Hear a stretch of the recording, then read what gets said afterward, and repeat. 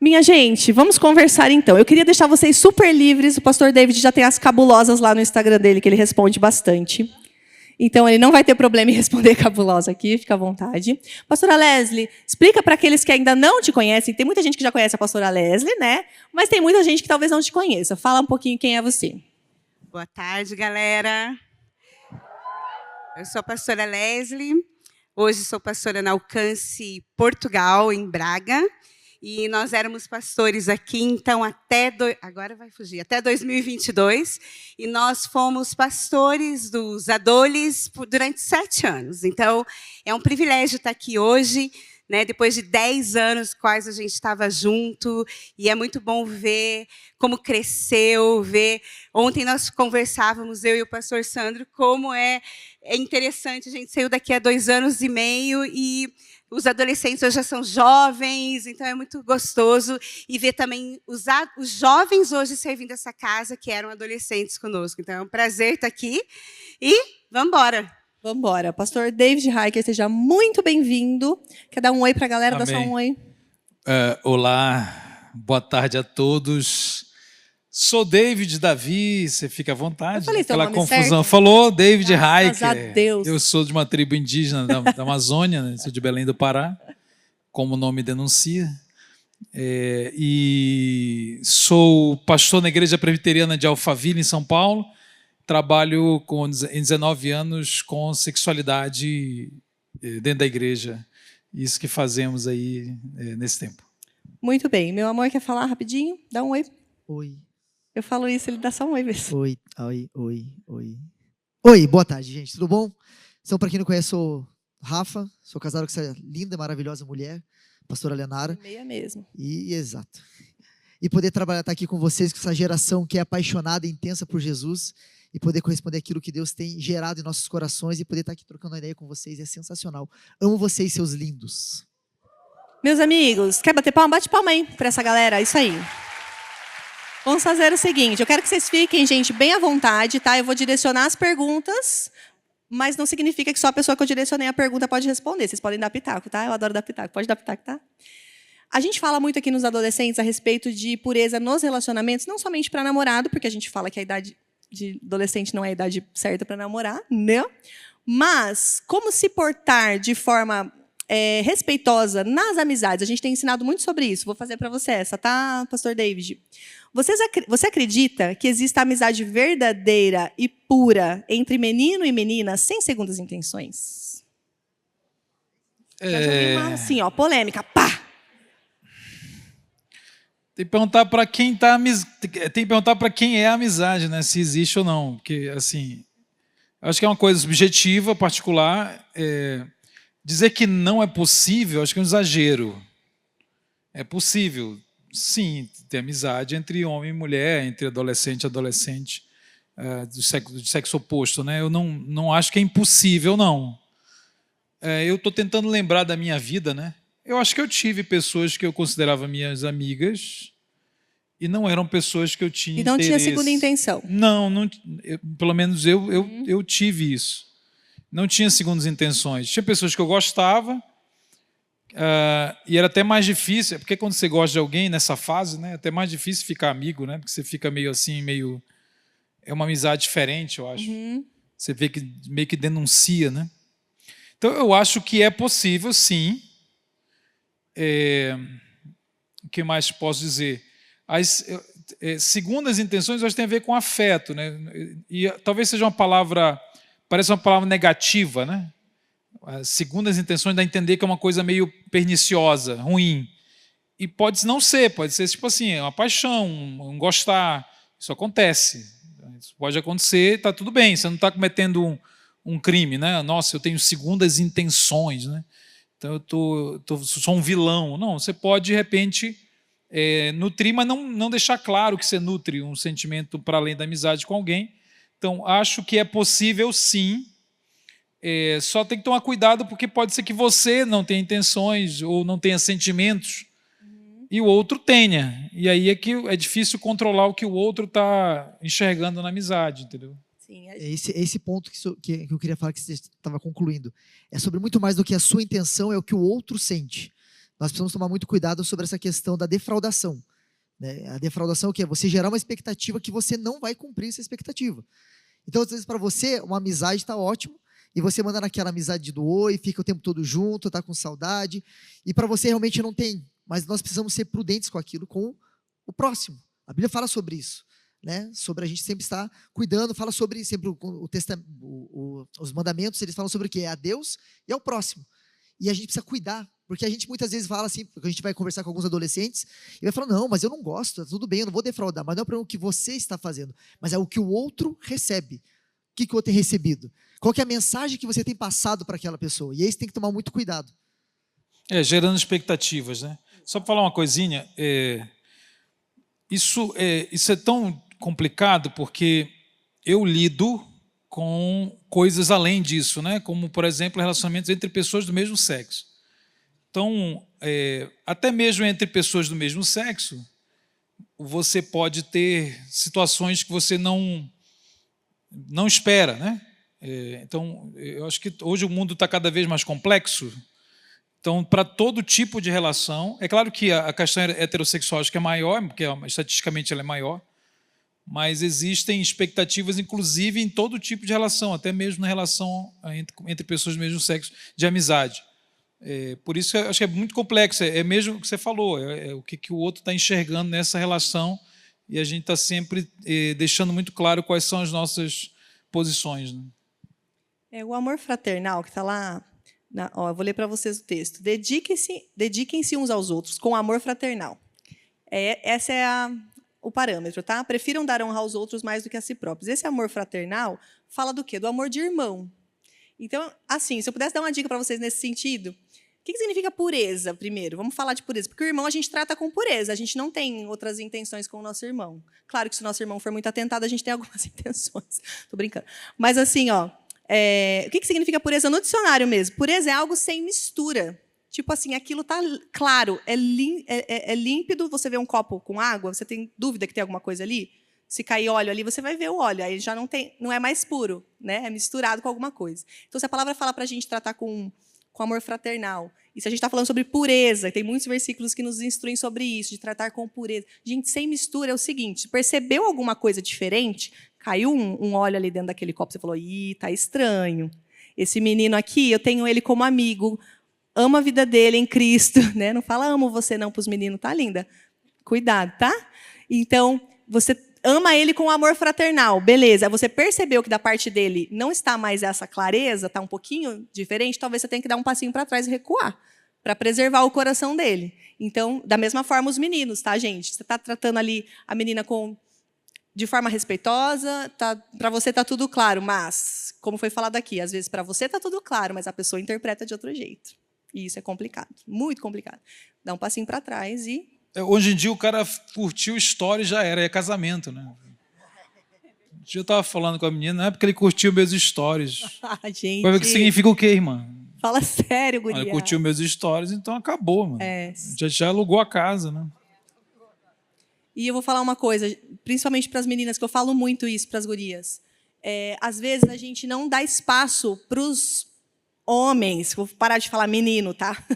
Mostrarem que eles são homens, porque assim, que nem foi falado aqui, curtiu. Gente, curtida não é uma coisa que te dá firmeza. Agora, você vai considerar, quando você estiver na idade certa, tá? Para namorar e casar, você vai considerar a fala clara, de novo falando de clareza, desse rapaz. Ele não vai deixar as coisas nas entrelinhas para você. Ele vai te chamar, ele não vai só ficar dando curtidinha nas tuas fotos, reaçõezinhas. Esse tipo de pessoa vai colocar não um foguinho, que é pior. Fogo é pior, pelo amor de Deus. Safado. Mas assim, esse menino vai fazer o quê? Ele vai ser claro. Olha, eu tenho um sentimento por você. Foge dos foguinhos, gente. Eu tenho um sentimento por você. E vai te ouvir e vai ser claro. Gente, então, às vezes a gente pega só uma reaçãozinha e coloca isso. Tipo, não, é verdade. Deus, isso é tudo, né? Então, a gente precisa vigiar nisso. E aí, ainda sobre isso, agora vamos tentar ser um pouco mais prático em relação às dicas. Qual que é o limite da amizade de meninas com meninos para ficar respeitoso? De forma prática, tá, gente? A vivência, os rolês. O que vocês acham? Vai lá, pastora. Fala um pouquinho, Lé. Eu acredito, só pegando o gancho aqui, realmente, eu acho que a gente tem que primeiro começar aí, cuidar mesmo como a gente lida com algumas coisas, né? Como, por exemplo, curtiu o story, aí o menino já está conversando comigo. A gente já está conversando. Aí você vê o menino curtindo outro, conversando com outra. Como assim a gente estava conversando? Pera lá. Então, a gente realmente tem que ter esse limite. E, para falar em limite, eu não sei, eu acredito assim que tudo na vida a gente tem um limite. Como você falou, se a gente for ter uma amizade pura, você vai tratar o próximo como seu irmão. Não só irmão de sangue, mas como irmãos em Cristo. Nós somos irmãos em Cristo. Então, nós precisamos tratar o outro como irmão em Cristo, com respeito, né, com amor, mas dentro do limite. E eu acredito, agora eu vou falar de forma prática, então. Né? Eu vejo assim, muitas vezes a gente, hoje, troca muito WhatsApp, conversa, e muitas vezes você acaba trocando ali algumas mensagens um pouco mais específicas ou que são realmente coisas do seu coração. Eu acho que hoje a gente precisa tomar cuidado com quem a gente vai partilhar coisas nossas, coisas pessoais do nosso coração. Eu já vi, lidando com os adolescentes, com os jovens, muitos relacionamentos, né, começarem assim e darem mal no final. Porque começa assim, eu estava num momento eu estava sentimentalmente num momento meio onde eu estava abalada, então comecei a conversar com o meu amigo, e comecei a contar para ele as coisas do meu coração, e ele foi tão atencioso comigo, e então todos os dias eu troco mensagem com esse menino para abrir o meu coração para com ele. Aí pode ser também que não vamos falar menino, rapaz, pode chamar rapaz aqui? Rapaz. O rapaz, ele fala, olha, mas você é tão bonita, não fica assim, pronto,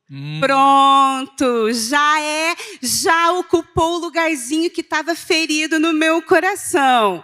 Então, assim, você tem que tomar esse cuidado. Pode ter uma amizade verdadeira, mas você precisa tomar o cuidado, porque são coisas, sentimentos, nossas emoções, elas são nossas. E a gente precisa cuidar disso assim, como se fosse algo muito precioso, porque é precioso. Então, você tem que cuidar para quem você vai dar o seu coração, para quem você vai abrir a sua vida sentimental. Então, eu acredito assim, que você tem que ter um limite. A gente pode ter amizade, né, entre os dois sexos, mas assim, eu acredito, por exemplo, vamos fazer uma festa do pijama? Vou chamar quem para a festa do pijama? Mas tem festa limite. Do pijama com menina?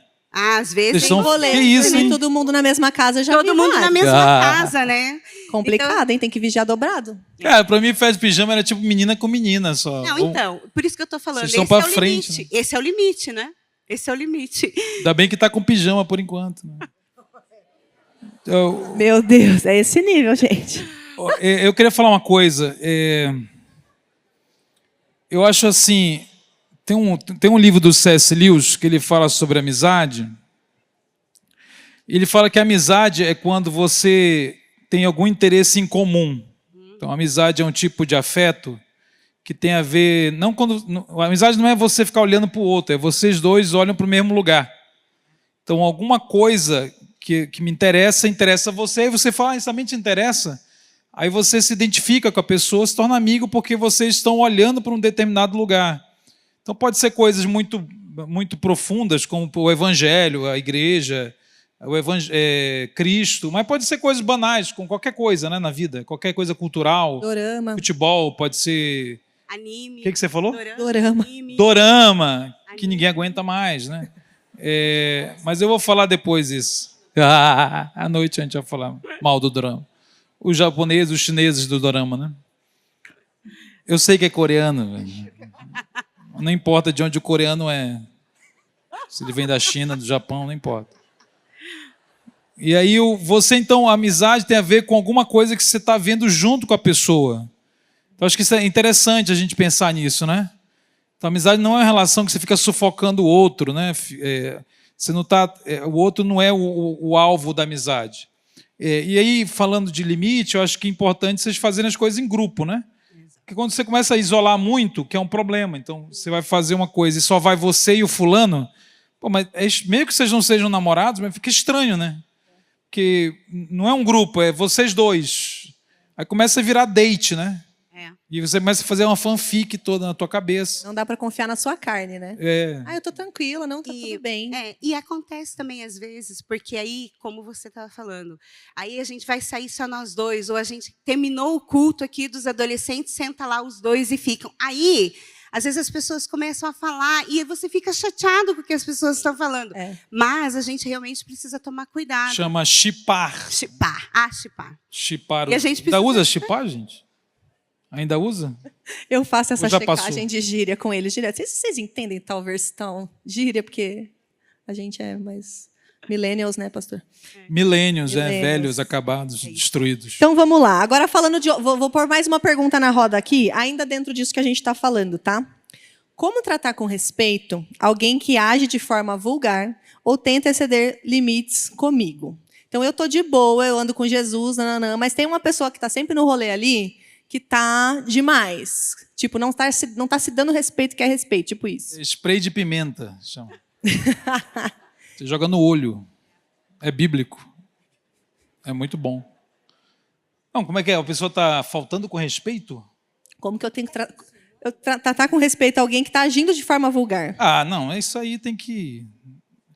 Acho que você tem que se afastar, você pedir até ajuda, de repente, sei lá, chama alguém, porque está... não é normal, né? Tem a ver com aquilo que você falou também. Não dá ambiente para que essa pessoa age de forma vulgar contigo. Não fica sozinho com essa menina, com esse menino, né? Eu acredito que nessa hora também a gente não pode querer ser muito político, porque às vezes a gente fala assim, não, eu não vou sair de perto, porque senão vai se sentir isolado, vai se sentir triste, a gente está deixando de lado, abandonado, vou cuidar das emoções. Não, mas você primeiro... A responsabilidade é consigo próprio. Depois, a responsabilidade com o outro, nesse sentido de cuidar do seu coração. Se alguém está ali e atravessa um limite que você está se sentindo assim, invadido, então você realmente precisa recuar. E você precisa entender que o teu recuo vai lá na frente vai trazer benefício para você e até para a pessoa perceber, né, talvez isso daqui não esteja tão legal como eu estou agindo. Eu posso falar uma coisa? Claro. A minha filha, esses dias, estava falando, o problema dos adolescentes é que alguém faz uma coisa assim, aí você meio que recua, ou então você diz não, e aí a pessoa começa a falar mal de você. Eu não sei se isso aconteceu com vocês, né? Então aí a pessoa não recua, não faz, não quer romper porque ela tem medo do que a pessoa vai falar, né? Vai espalhar que você é isso, ou então vai espalhar que teve algo com você que não teve, né? Isso é muito interessante, porque o medo da reputação é muito forte nessa fase.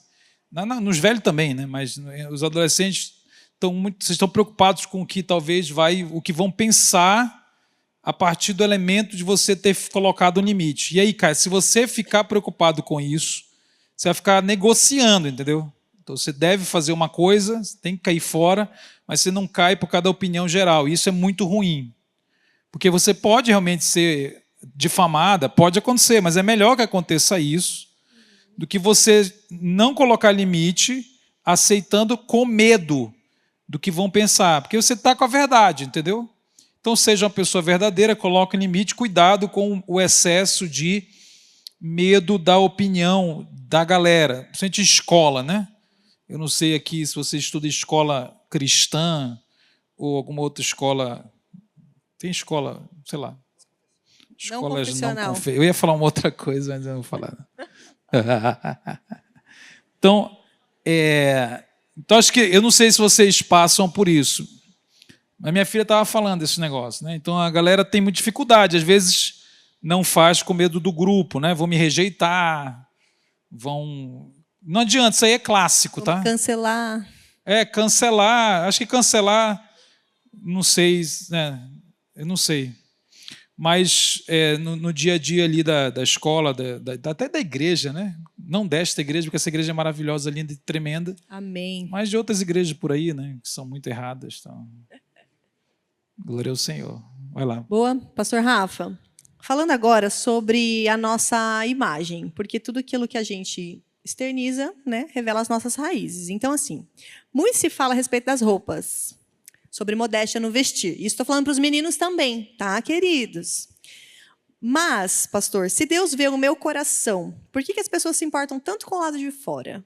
Responde aí. Seu coração é lindo. E é isso que tem que transparecer. Mas aí, vamos lá, falando jogando bem a real, sobre vestimento.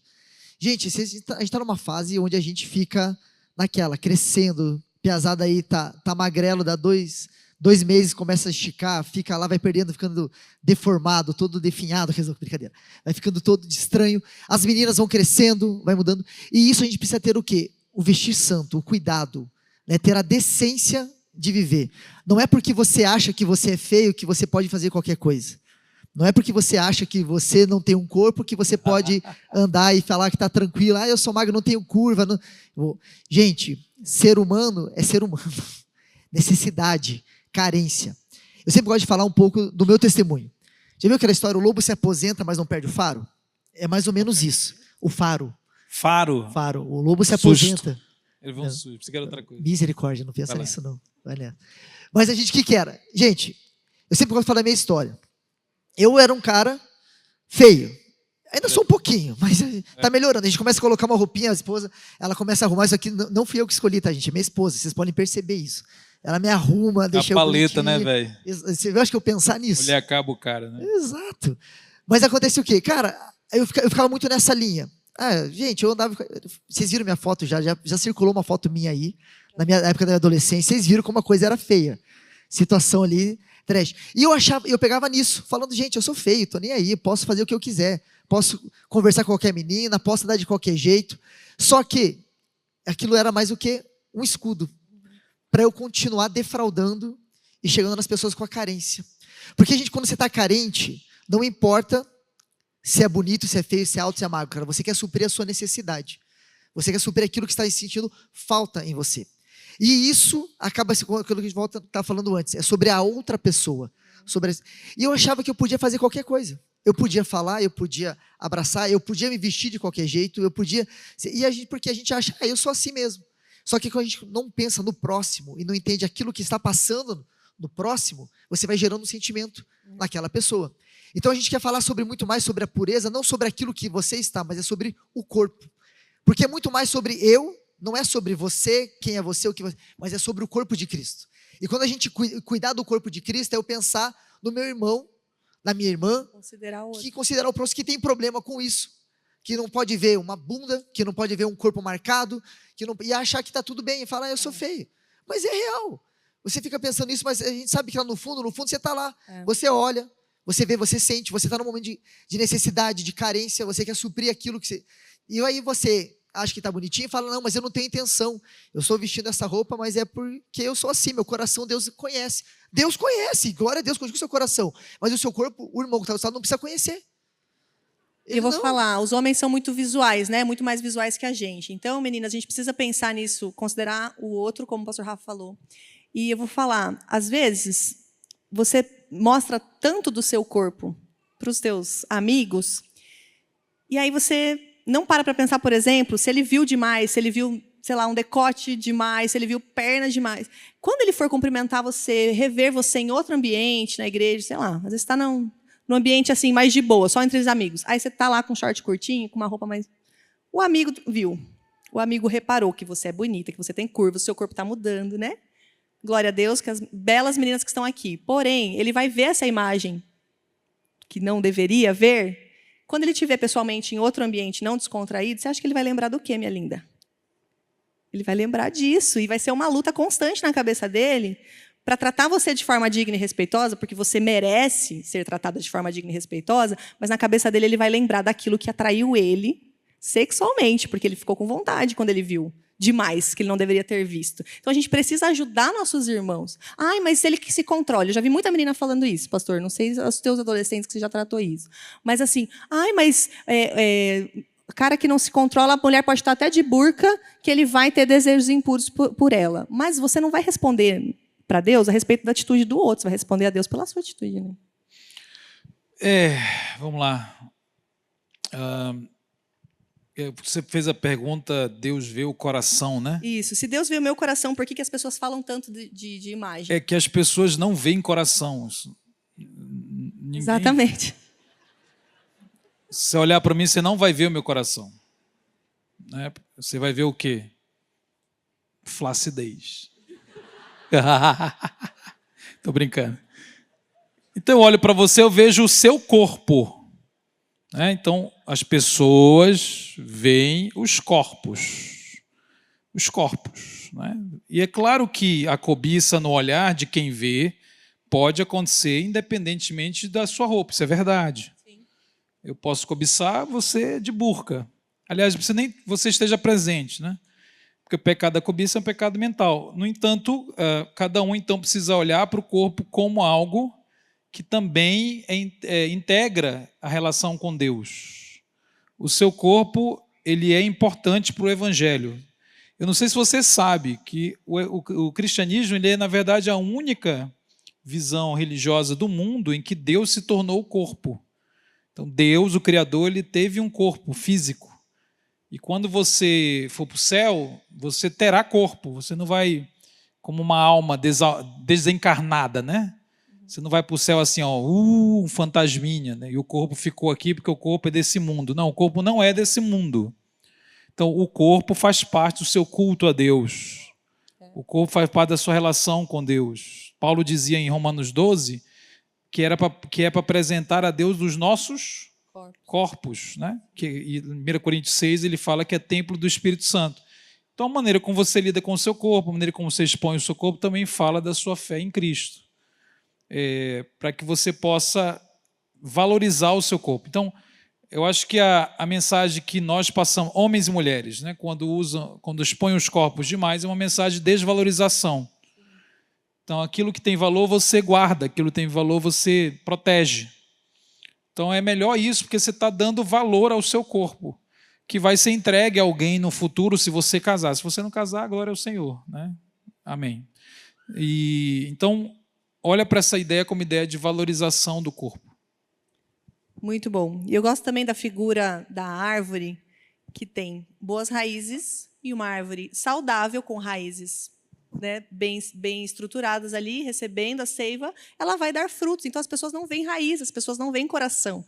Elas veem o que você permite se externalizar. Então, a sua imagem comunica algo, você queira ou não. Eu coloco qualquer roupa mesmo. Que eu já ouvi muitas meninas isso. Eu sou magrinha, eu posso usar qualquer roupa que não fica vulgar. Aí que você se engana, querida. Né? A gente precisa vigiar, a gente precisa olhar no espelho antes de sair de casa e perguntar para o Espírito Santo se está ok. Não sentiu firmeza e não entendeu se o Espírito Santo falou com você ou não, manda uma foto para a tua líder de célula, manda para mim. Pode pedir minha opinião, gente. Se eu ver a mensagem a tempo de você sair de casa, eu vou te dizer. Amiga, faz um ajuste aí. Vamos ajudar, né? Vamos ajudar os nossos irmãos também, olhar com essa configuração de corpo. Nós somos um corpo. A gente precisa se preocupar com o membro que está do nosso lado. Mais uma pergunta, gente. Aqui para quem namora, tá? Como demonstrar carinho pela minha namorada sem ser tentado a ir além dos limites? Muito difícil, né? Você está ferrado. Aí eu vou namorar, tá ferrado. Vai ter tentação, namoro é para ter tentação toda hora. Não tem jeito, porque você está falando não vamos fazer sexo, né? Legal, isso é só a sua crença, né? Entre a sua crença e os seus afetos há uma tensão. Mas isso é a vida toda, isso não é só o namoro, não. É a vida inteira. É isso aí. Você tem que aprender a lidar a ter domínio próprio. Por quê?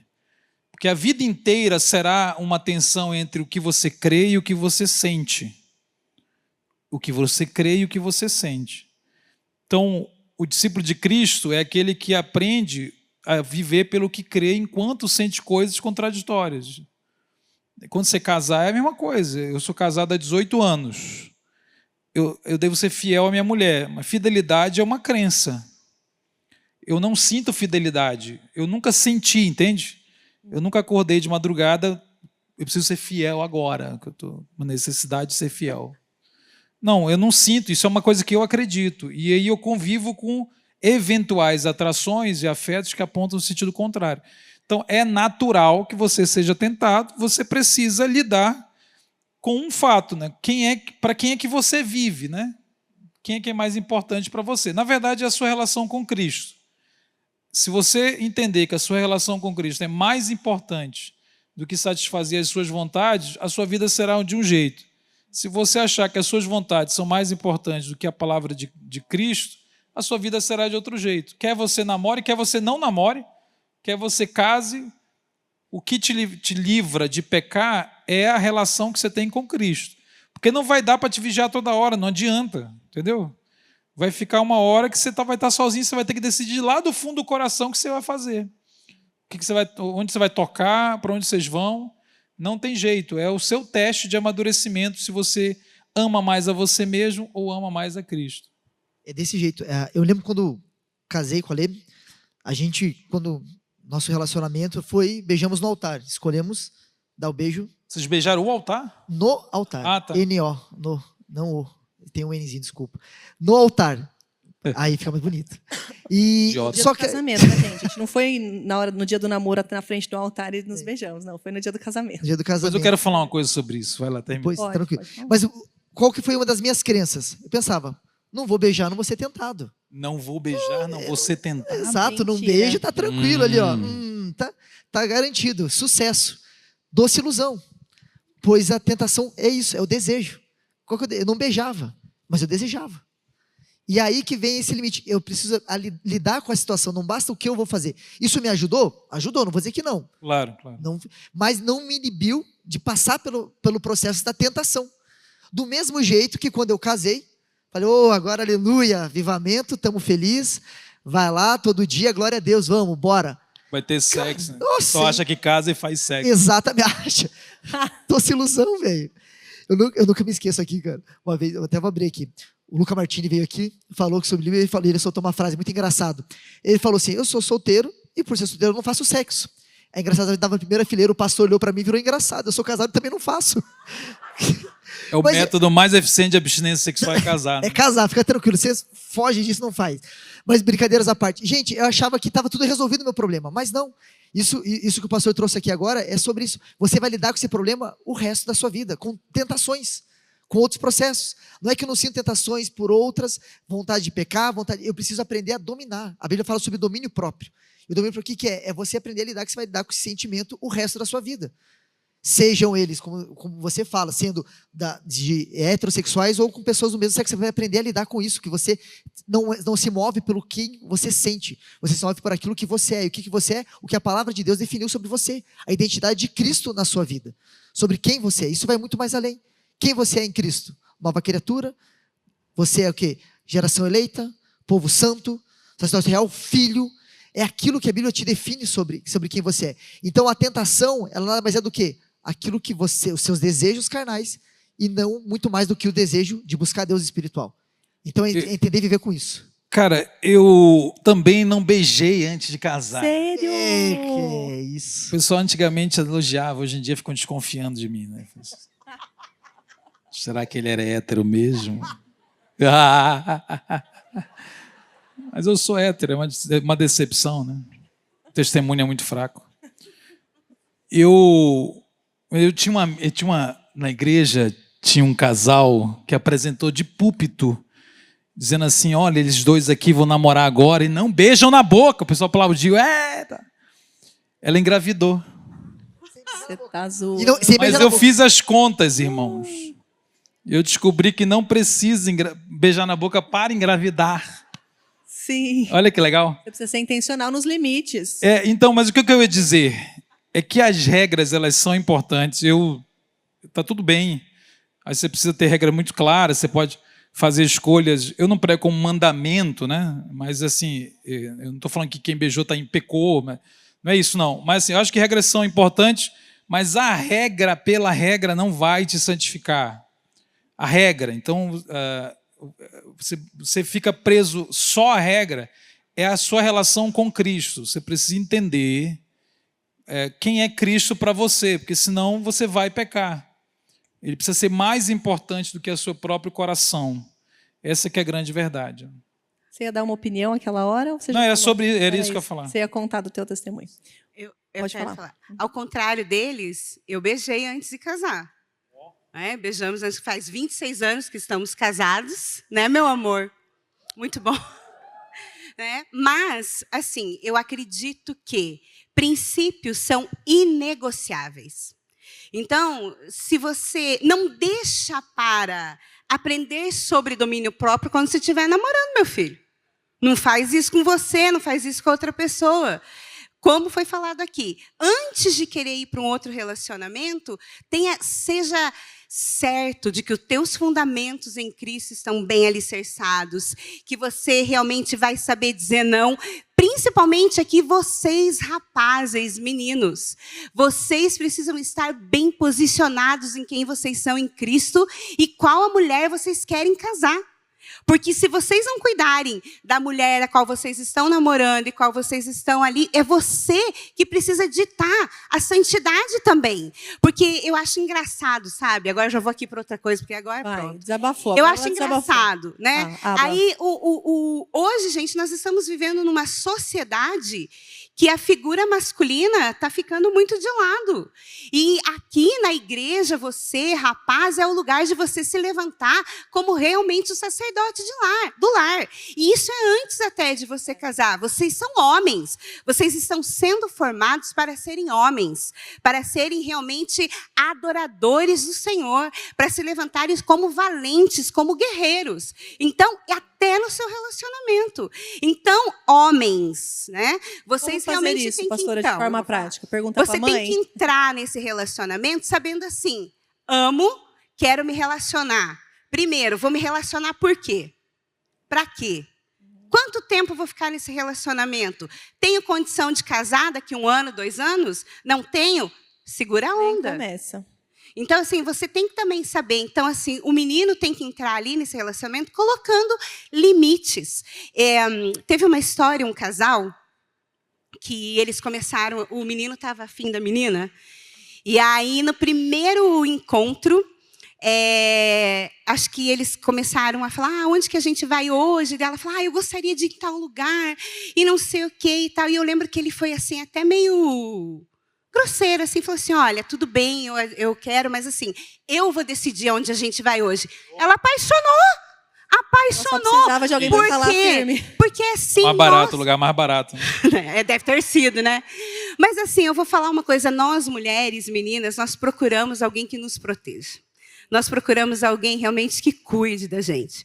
E voltando assim, ali ao meu namoro, a gente realmente começou a namorar, e aí, logo em seguida, nós, vou falar nós, mas não foi nós, foi só ele.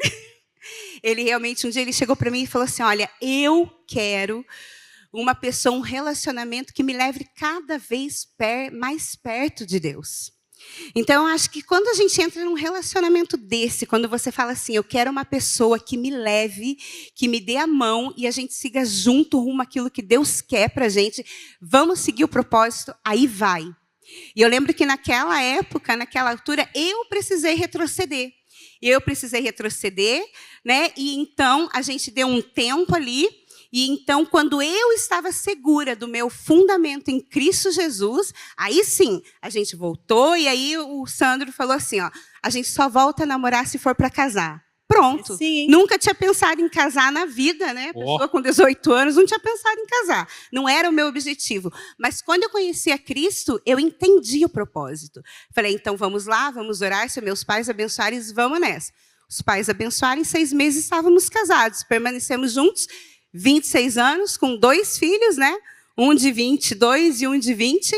Então, assim, eu acredito assim, vocês têm que pensar nisso. Não é só no agora, não é só no momento, né? É só ali no negócio, ali no fogo, né? Vocês têm que pensar lá na frente. Eu falo lá para os jovens, isso eu falei aqui também. Vocês vão ter o resto da vida para beijar na boca, vão ter o resto da vida para fazer outras coisas. Espera o casamento. Sim. Pronto. Quer falar? Amém, não, já chega. A Leslie, sem querer, querendo, ela já entrou na nossa última pergunta. Então, não, mas foi ótimo, porque você já fez o link, que é, o que eu preciso saber ou ter antes de iniciar um relacionamento? Eu vou falar, depois os meninos concluem daí, tá? Os meninos não os homens. Eu falo meninos de uma forma respeitosa, porque vocês são jovens. Jovens. Jovens. O que eu falo muito é namoro não é fuga. Então você precisa, como a Leslie falou, discernir em que ponto está a tua caminhada com o Senhor, para que esse namorado não se torne um ídolo, não se torne um lugar de fuga. Porque é desumano você esperar de um rapaz que ele supra a tua alma, que ele seja teu redentor. Gente, nem com o marido a gente faz isso, eu falo muito isso no livro, que você não pode casar achando que o seu marido vai salvar a sua vida e vai te entender só de você olhar para ele. Isso não acontece. Isso acontece nos filmes, nos doramas, nas séries, mas na vida real você fala, ai, que lindo esse sapato, seu marido não vai comprar. Você precisa falar, amor, eu quero comprar esse sapato. E também não vai comprar, né? Talvez ele também não vai comprar. Depende da parcela, né? Então, exatamente, a gente precisa colocar os nossos ideais, as idealizações de lado e precisamos entender que namoro não é fuga. Então, tem meninas que precisam resolver suas questões com paternidade, tem meninos que precisam aprender a ser sacerdote. Então, faz um intensivão na casa dos seus discipuladores que são casados, pede para o pai e para a mãe, me ensina finanças, quanto que custa o shampoozinho que deixa meu cabelo cheiroso, eu quero pagar algum boleto em casa. Gente, vamos aprender a ser sacerdote. Você não vai aprender, como a pastora Lésia falou, quando você entrar no casamento, precisa ser já. Tá bom? Um beijo. Vocês querem falar? O que precisa ter para namorar isso? Isso. Primeiro, sair do jogo do tigrinho. Porque tu fica jogando essa porcaria aí. Segundo, a idade de namorar é muito fácil saber. Agora eu vou revelar a idade. Então presta atenção. É muito simples. A idade para você namorar é a idade na qual você tem perspectiva breve de casar. Perspectiva breve prática, né? Cara, eu conheço gente que casou com 16 anos, eu não estou brincando. É uma exceção, mas eu conheço gente que casou e está casada até hoje. Eu conheço gente que tem 30 anos e não dá para casar, porque a pessoa não tem perspectiva de casamento. Então, não é a idade, ela é um tanto relativa, para além da adolescência, né? A gente nem está falando de adolescência aqui, né? Então, com algumas exceções, mas geralmente são pessoas que já estão na fase adulta, né? Jovens. A idade é aquela na qual você tem perspectiva de casamento breve. Então, tem a ver com renda, tem a ver com maturidade espiritual, emocional, né? Tem a ver com condições básicas de morar, de sustentar. Não quer dizer que você tem que ter tudo. Não estou falando isso.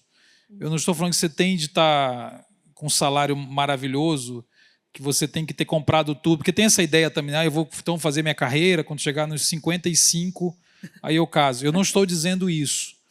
Eu estou dizendo que você tem que ter o mínimo de estrutura prática, de uma vida prática para casar, em perspectiva. Se isso está muito longe, assim, mas muito longe, você não tem nem maturidade para pensar no que você não sabe nem o que você precisa ter. Então é um sinal de que você não deve casar, ou não deve namorar, e vai criando, vai amadurecendo, cara, vai trabalhar, estudar, para de jogar no tigrinho, né? E o PlayStation, né? E aí você vai criando esse lugar, né? E eu casei com 21 anos, eu casei muito novo. Tem gente que dá para casar nessa idade, tem gente que não dá, é relativo. Sim. Por causa da perspectiva. Exatamente. Quando eu entendo, faço minhas palavras, as vossas palavras. Glória ao Senhor. Mas eu entendo, por exemplo, para mim, algo prático. Eu casei com 26. Velho. Exato. Eu queria ter casado com 21, 22, queria. Poxa, por quê? Eu achava que casamento era outra coisa. Era só avivamento e alegria. Fala isso, querido. Mas não. A propaganda que você está passando do Tá bom, né? oi. Casar é bom, casa. Casar é ótimo. Mas tem seus desafios. É o desafio. Mas o que acontece? Tem um conselho que Paulo fala sobre o quê? Aos casados, cuidem das coisas de casados, e aos solteiros das coisas de Deus.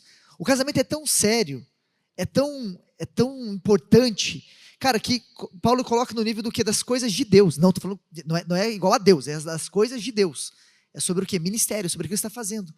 E eu lembro que quando eu estava nessa idade ansiando por querer casar cedo, e eu deparei com esse versículo, eu entendi sobre o que, cara, a minha vida, esse momento que eu estou solteiro, vou dedicar a quem? A Deus, cara. Eu vou mergulhar de cabeça naquilo que tem. E foi um dos períodos quando eu fui missionário, fiquei 5 anos no campo missionário. Cara, dormia no chão, dormia na praça, dormia no carro, não dormia, ficava acordado, fazia as coisas. Mano, eu fazia o que tinha que fazer. Dormia na praça? Dormia, velho. Que maravilha. Fala onde você Continua. dormiu na praça? Em Qual Madrid, país? Madrid, na Espanha. Espanha, tá, gente? Você foi Coisas- mendigo em Madrid? Fui. Mas ele também já foi Coisa pra que só Angola. missionário e Calma, milionário nem tem, tudo meu é- irmão. São Que essas legal. coisas. Ou você é missionário ou é milionário. Anota isso aí, gente. Pega nessa. Mas o que é? Eu mergulhei naquilo que Deus tinha pra minha vida. Cara, eu desfrutei daquilo, cara, de amizade, de cuidado, de relacionamento com pessoas, com pastores. Eu mergulhei naquilo que Deus tinha pra mim, naquilo. Que é onde no casamento, não é que eu vou deixar de lado, mas o foco não vai ser tanto nisso. Eu não vou mergulhar 100% naquilo. Porque vai demandar um custo. Eu preciso suprir as necessidades, aí sim, da minha esposa. Aquilo que hoje você, como namorado, você ainda não é o responsável, mas vai começar já a suprir um relacionamento com a esposa 100%. Eu preciso que ela esteja bem. Então, nesse caso, eu falei, cara, eu sou solteiro, eu tô nem aí. Mano, viajava, não sabia se ia comer, se ia dormir, que não tinha dinheiro, não tinha nada. Mas eu ia. Estava naquela. E foi. Agora, quando eu sou responsável agora por uma casa, responsável pela minha esposa, responsável agora pelos meus filhos, eu tenho uma responsabilidade sobre mim, que eu não posso mais ser inconsequente. Eu não posso mais viajar como eu fui. Viajei sem seguro viagem, estava nem aí, misericórdia. Quando eu fazia as coisas, eu falava, gente, estou nem aí, se eu morrer é para Jesus, se sofrer é por Ele. Eu ia, que hoje é inconsequente. Aquilo era paixão, mas hoje, quando eu olho, eu falo que eu tenho uma responsabilidade de uma família, um lar que eu preciso cuidar, e vou prestar conta a Deus, eu preciso entender. Então, esse conselho, quando Paulo fala sobre aos casados cuida das coisas de casado e aos solteiros as coisas de Deus, fala sobre essa responsabilidade e o nível que é um casamento, sobre a sua posição. Então essa maturidade que o David falou sobre você entender, não é sobre idade, mas é sobre maturidade, você entender a sua responsabilidade de papel como homem, ou com você como mulher que vai suprir essa carência, no homem, ambas as partes, você precisa gerar no quê? Na maturidade, é na vivência e é no tempo, na experiência que você tem. Muito bom. Quem foi abençoado aí com essa conversa? Glória a Deus. Quer falar mais alguma coisa, pastor David? Visita sempre pode falar mais. Uma frase do texto que você falou, do apóstolo Paulo, gente, é o seguinte, atenção. Eu amo que os teólogos me corrijam. O apóstolo Paulo está dizendo que o solteiro não é alguém que falta algo. Então, a Bíblia não... O solteiro geralmente se define como alguém que falta algo, ele não casou. Então, ele não tem o casamento. Eu sou solteiro, eu não tenho o casamento. E é uma armadilha você se definir a partir do que você não tem. Porque isso gera ansiedade, descontentamento. A Bíblia define o solteiro como alguém que tem uma oportunidade de desfrutar e servir o reino, que o casado não tem mais. Então, você não é um ser humano que não tem uma coisa. Que quando você tiver, aí você então será pleno. Quando você tiver, aí sim vai começar a sua vida de verdade. E agora você está aqui no stand-by. Não, você é alguém que tem uma oportunidade, que não terá mais quando casar. Então não se defina pela falta, isso é uma armadilha. Isso gera descontentamento, ansiedade e reclamação. Muito bom. Excelente, pastor. Gente, Já uma pensou em salva falar de sobre palmas para isso. isso? Eu tinha que escrever isso, né, cara? Que droga. Mas eu já vi isso no seu Instagram. Eu tô brincando. Eu já fiz um monte de post disso. Vocês não me seguem. Gente, segue ele lá. No Instagram. Sigam ele. Aí acha que é inédito, mas é tudo copiado. Meus amigos, muito obrigado, tá? Por todo o bom depósito que vocês derramam aqui.